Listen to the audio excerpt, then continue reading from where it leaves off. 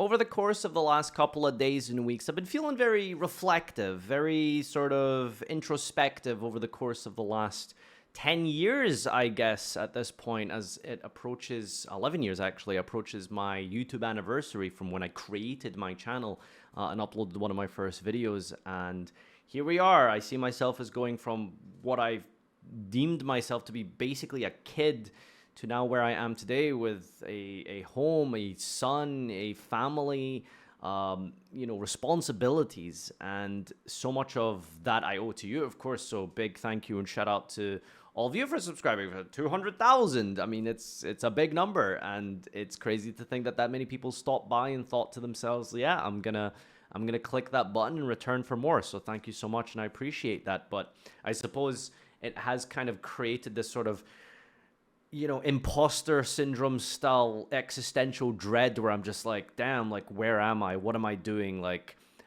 do I deserve this? Like, did I just get lucky? What am I really worth as a person?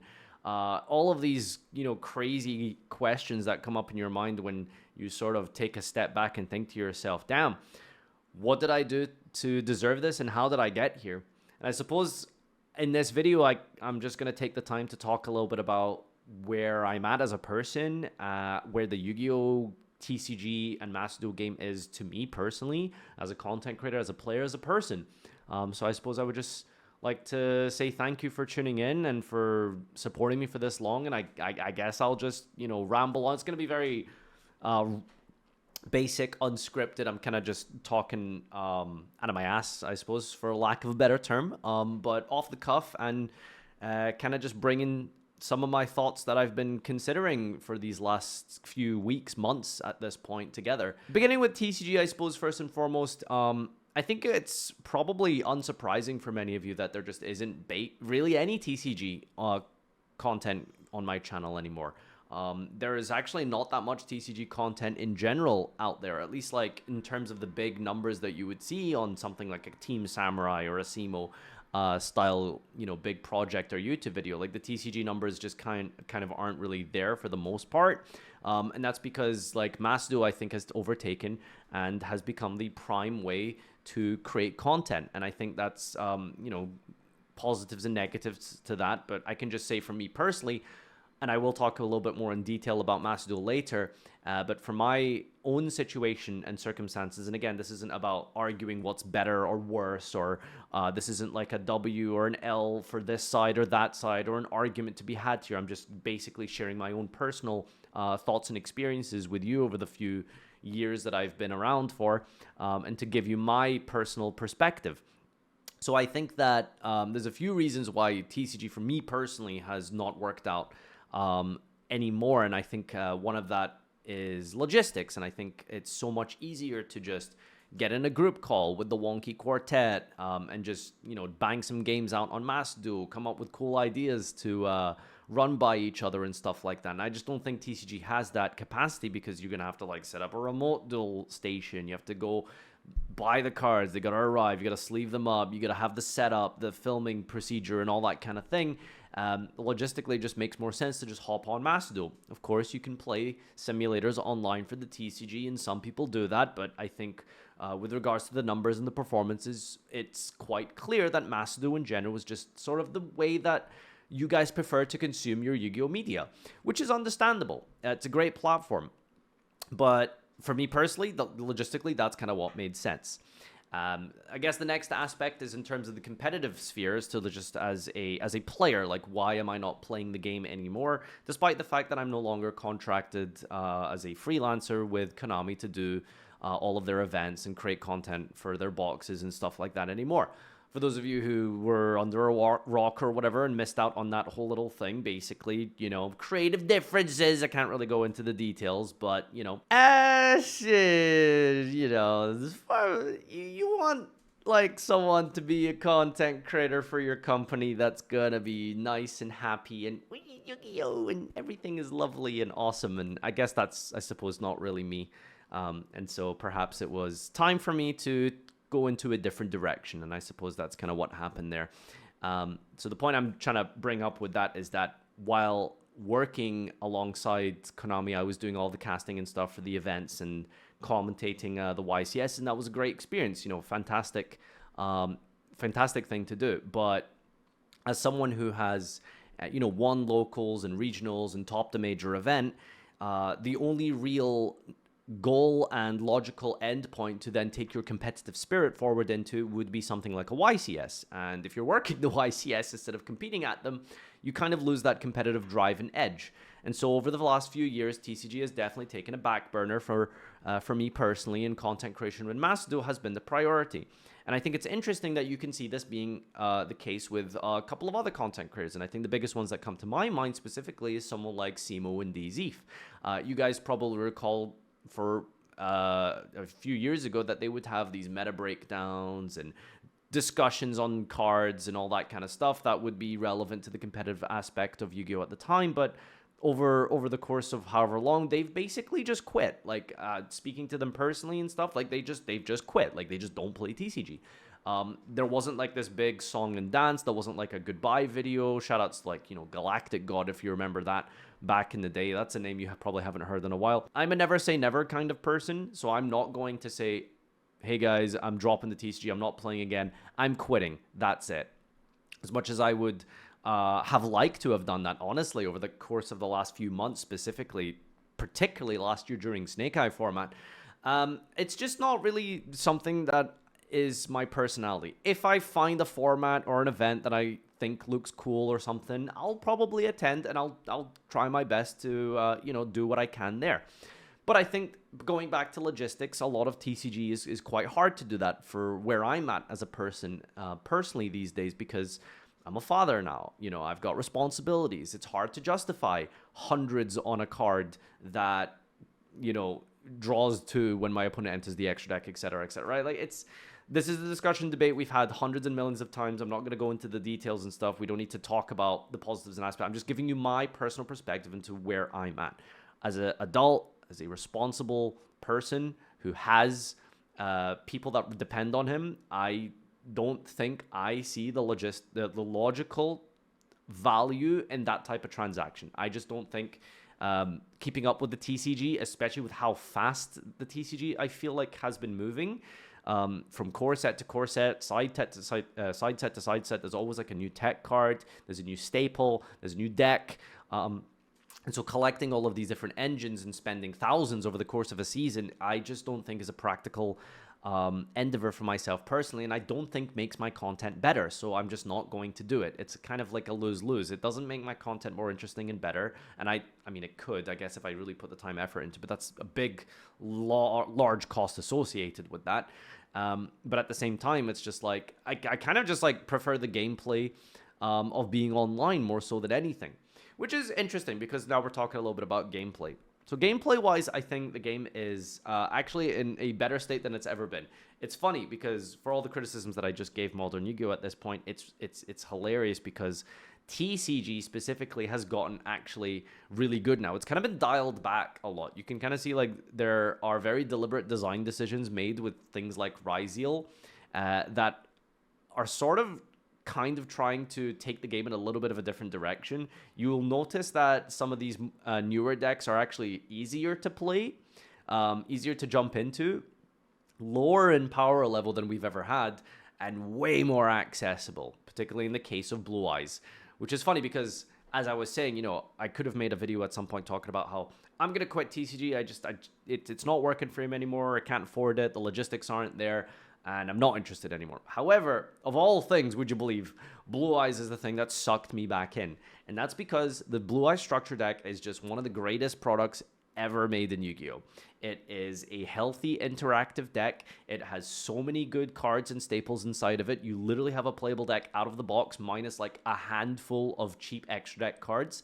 And it's good gameplay. Like it's fun gameplay. It's meta. It's competitive. It can top events. It got top 4 at YCS recently.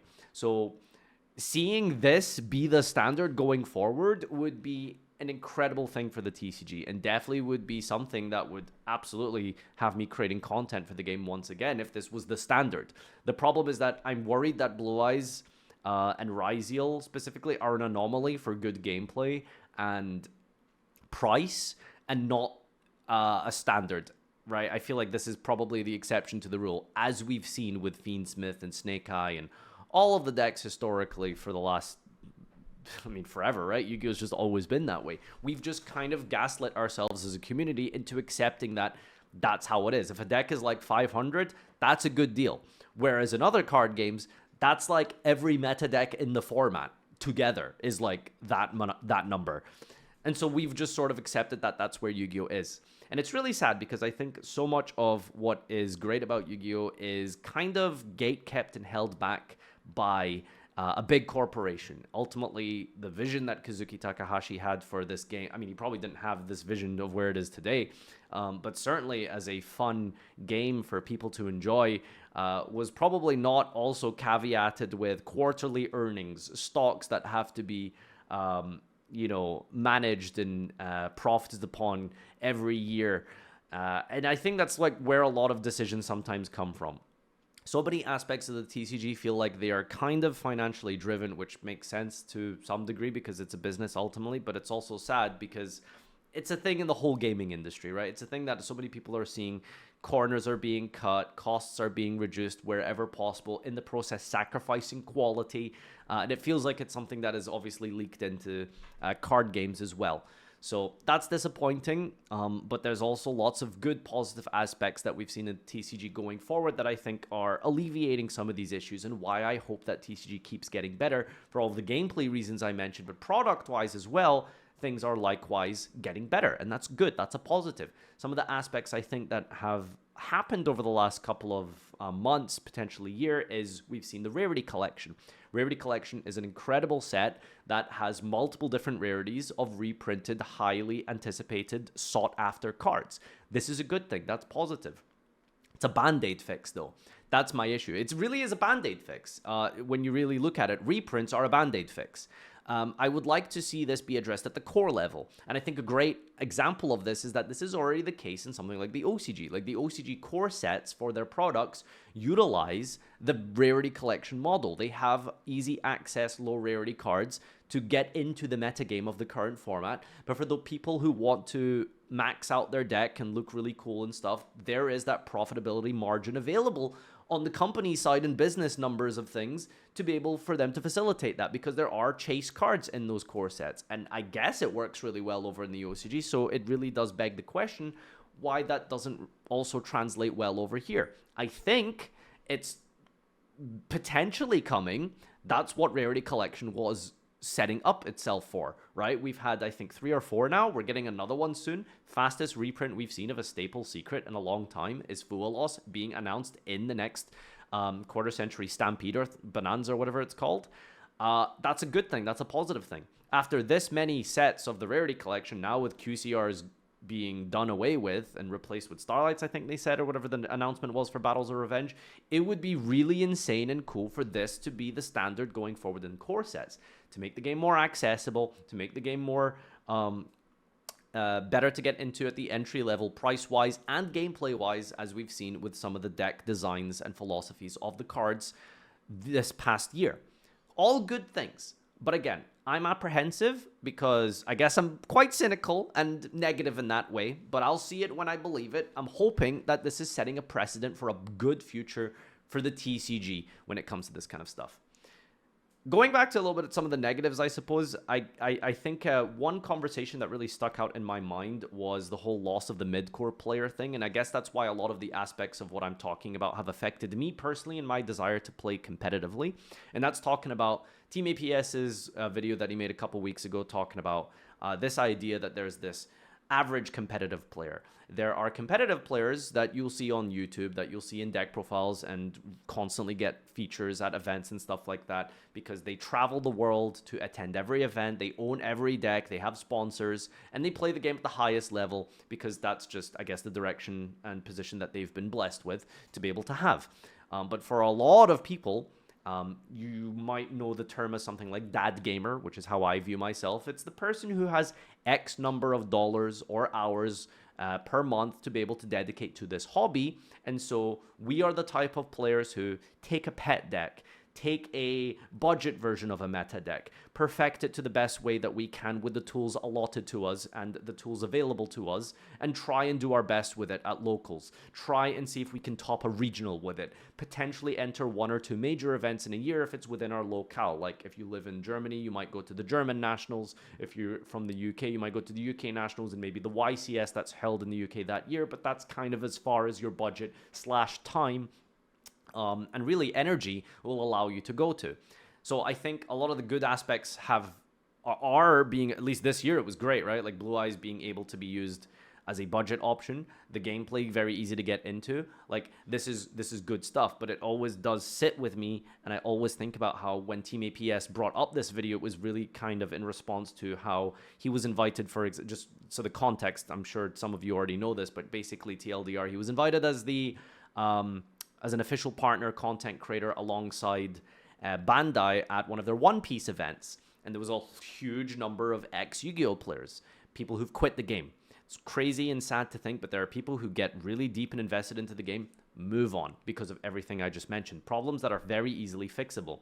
And one of the biggest, multiple different reasons that people and fans would give Team APS is like, hey, I still really like your videos, I still watch a lot of your casual content, but the reason I don't play competitive Yu-Gi-Oh anymore is because pricing and because of the power creep of the game.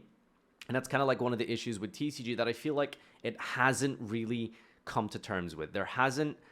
It doesn't feel like the TCG has fixed this eternal problem of sell new set by making stronger card. And then you just repeat this ad infinitum until the game sort of falls in on itself. And we saw this really culminate into the biggest issues that we saw last year with the power of things like Yubel, Snake Eye, with the pricing of those decks and with the gameplay of those decks. And so many of these players would complain about all of these aspects and say, I really used to like Yu-Gi-Oh, but then things got out of hand in 2018 as an example with Firewall Dragon, as some of you guys recall, with the dangers. And it's like, how are they addressing this issue? What are they doing to fix this? And I think that's a big question that needs to be addressed long term. For now, I can say that where things are currently, I like it. I'm having a good time playing TCG. It's crazy that Blue Eyes of all decks is the thing that sucked me back in, but I guess it's almost poetic that an old boomer as myself would be brought back in via the virtually invincible destructive engine that is Blue Eyes. And so it's great because that's what you want. I feel like business-wise is the poster child of your game, the nostalgia, the audience of people like me, people who grew up with the game, or people who like the anime, or people who see Yu-Gi-Oh as this fun, like, artistic expression rather than this sort of competitive game where you have Blue Eyes as a meta competitive deck. Yubel was a great addition to that. Yubel was a good example of that. The problem with Yubel was that the gameplay didn't really lend itself any positives. In fact, it encapsulated so much of what is wrong with modern Yu-Gi-Oh, or what is the biggest complaints leveled at modern Yu-Gi-Oh. Turn length, unbreakable boards. That is like the two number one complaints alongside one another of what people don't like about playing Yu-Gi-Oh. It's turn length, and it's the power of the end boards, right? Going second sucks. And so a lot of these issues in TCG, I think, are being addressed. They are getting better, especially with this format we've seen. But like I've said, I'm hoping that this format isn't just an anomaly, but is a standard practice going forward. And we do start to see more low to the floor decks, lower ceilings, more interactive gameplay, and hopefully that'll be the standard for TCG going forward. All right, that's enough about TCG. I suppose let's talk about Master Duel. Master Duel is really interesting because obviously I'm at the behest of Master Duel, regardless of what I say here. I'm always going to be at the mercy of the performance and interest that you have in Master Duel. If you don't like Master Duel, I don't make as much. I can't make as much good content. I don't make as much money, and I don't. And I have to have a panic and existential crisis over whether or not I can provide. Right. So Master Duel, it's really important for me that Master Duel does well. Naturally, right. That's just the reality for all of your favorite content creators. So I want the game to be good. Naturally, I'm very well invested in this discussion. I guess, like, I mean, there's no point really bringing this up, but I think it's funny to talk about how we look at the release of Macedon, this big opportunity for Konami to have brought in potentially 1 million players from returning to new players, and the format they introduced them to was Eldritch Stun, VFD Turbo Virtual World, and Drytron slash Animancipator pseudo FTK. Like, that is the game that these people got into. You would get your starter deck, the Dragon starter deck or whatever, you know, you normal summon Luster Dragon, and then your opponent goes Alpha Pitch Zeta. Like, it is insane to me to think that Macedon basically came out in a beta mode. I'm convinced at this point. I don't even think it's past a conspiracy at this stage. We can see with the advent of the rated system, the new ranks in Macedon, it's like, this feels like systems that should have been in the place from the release in the beginning of the game. Why was that not in the game at the start? I don't understand, because it took so long for it to come out afterwards. Anyway, that's neither here nor there, but I just feel like that should have been Macedon's standard going forward. So when I think about Macedon's release and where we are now, it just makes me think, as a digital landscape, there is this aspect of Macedon where it feels like a sandbox, and so much of that sandbox gameplay and fun comes from, I feel like, a lot of what we do as content creators, and maybe some of you as well, copy some of those ideas or just participate in that with your friends, which is like you kind of make your own fun. Yes, there is the ranked system, but I don't know how much ranked can keep you really entertained, and especially like long term. I mean, we're kind of in the long term now. It's been 3 years and people still just log in and play ranked. I get that. But it just feels like as a digital landscape, there is potential for so much more here. I think about Magic and how Arena has the drafting system, which is fairly popular. I think about how Arena and Hearthstone, back in the day when Crip and stuff was streaming it, and how big and popular that was. Battlegrounds in Hearthstone. Can you imagine that the most popular aspect of Hearthstone is a different game that isn't constructed? How Commander is the same in Magic?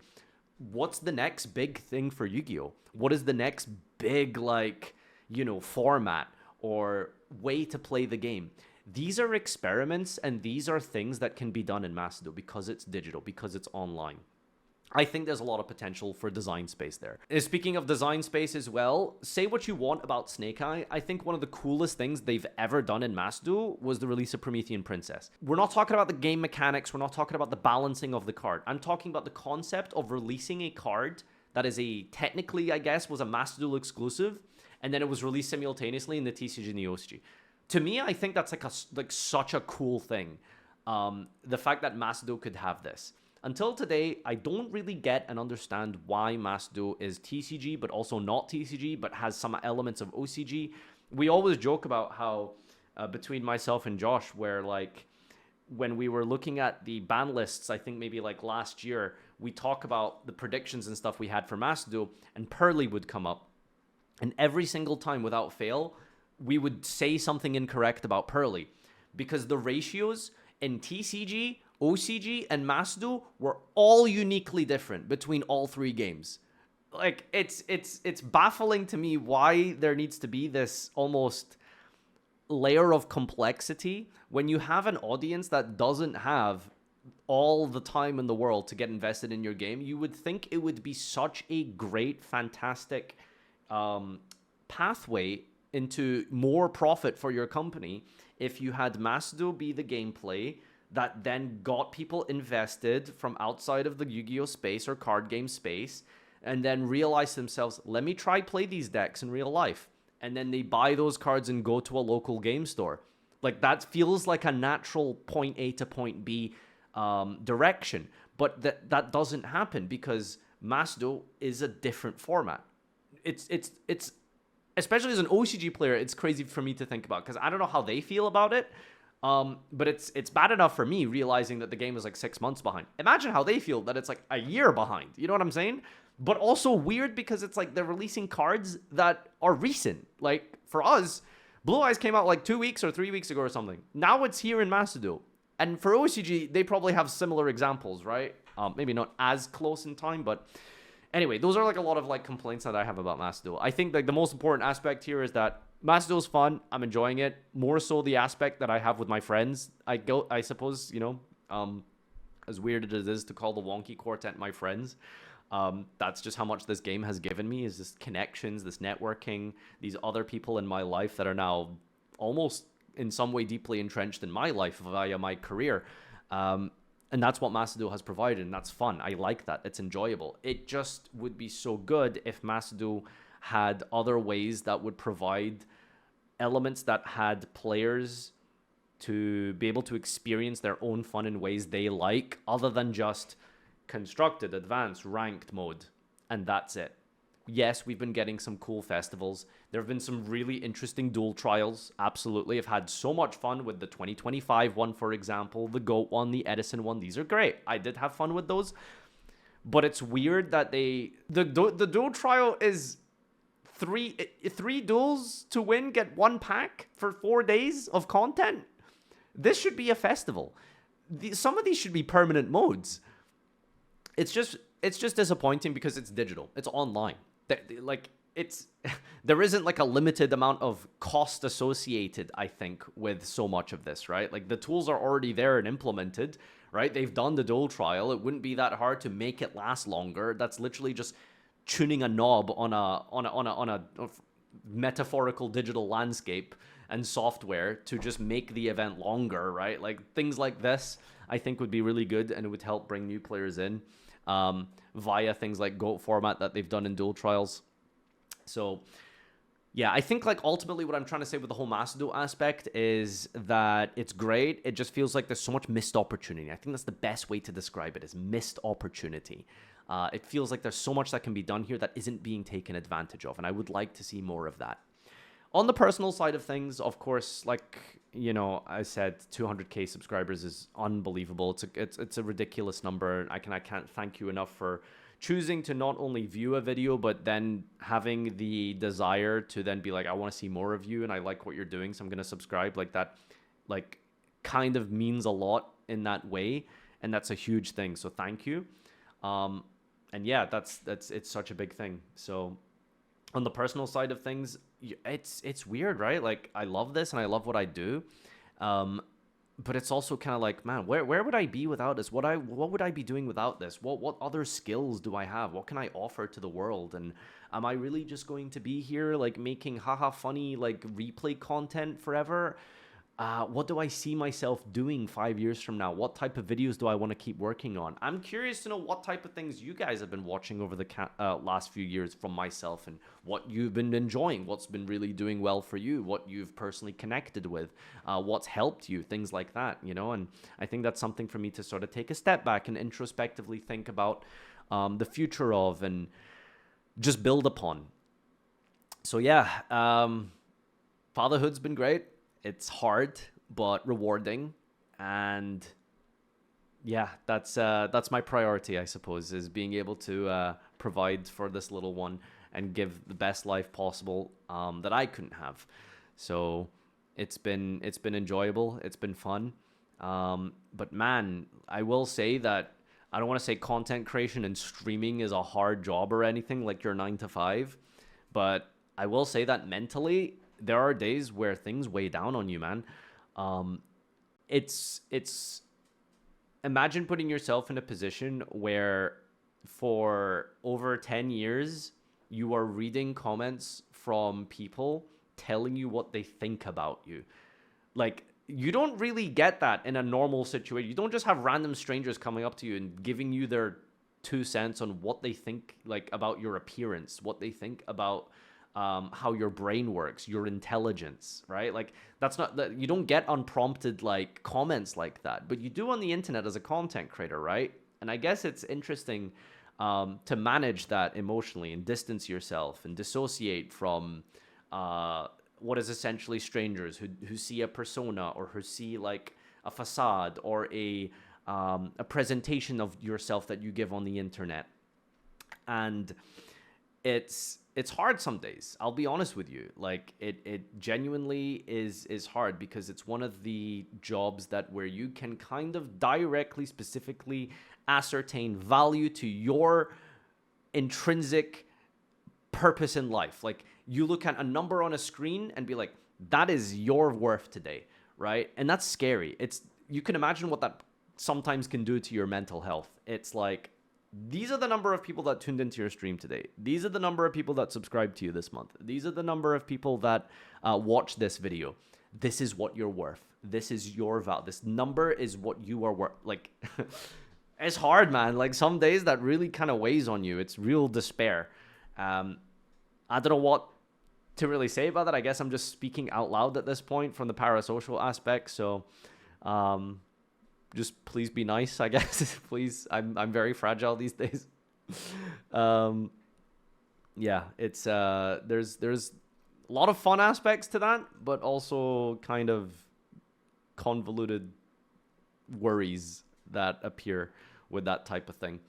So I guess all of that to say, just keep rolling with the punches, and we'll get through it. I'm trying to weed through all of the comments to try focus on the feedback and really focus on what is appropriate ways to improve my content and make it better, other than just, your hair looks weird today or something.